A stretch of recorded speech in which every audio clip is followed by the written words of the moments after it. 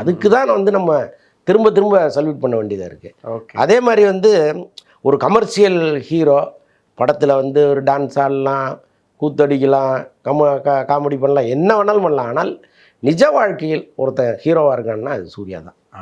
சூர்யாவோடு நீங்கள் யாரையுமே ஒப்பிட முடியாது. இன்றைக்கி இருக்கிற தமிழ் நடிகர்களில் யாரையுமே ஒப்பிட முடியாது. வருடத்துக்கு என் சம்பளத்துலேருந்து இவ்வளவு தொகையை நான் அதில் போடுவேன்னு அவர் போடுறாரு. போட்டு அதை ஆர்கனைஸ்டாக பண்ணுறாரு. கண்டிப்பாக. ஒரு மீம் கூட இப்போ ட்ரெண்ட் ஆகிட்டு இருக்கு.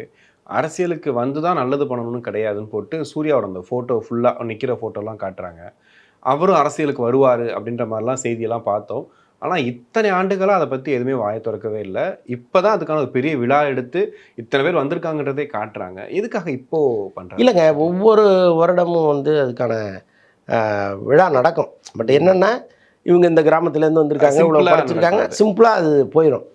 ஆனால் இது வந்து 15வது வருடம் முடியுது. ஸோ அதனால் வந்து என்னென்னா இத்தனை வருடத்தில் நாங்கள் என்ன பண்ணியிருக்கோம்னு மக்களுக்கு சொல்லணும்ல. அதனால் அவங்க ஒரு பெரிய நிகழ்வாக நடத்துனாங்க. உள்ளபடியே எங்க ஒன்றுமே இல்லாததை வந்து நிகழ்ச்சி நடத்துகிறாங்க, கூத்தடிக்கிறாங்க. இவ்வளவு நல்ல விஷயத்த ஒருத்தர் பண்ணிவிட்டு வருஷம் முழுக்க அதை கொண்டாடிட்டே இருக்கலாமே, அதில் என்ன தப்பு?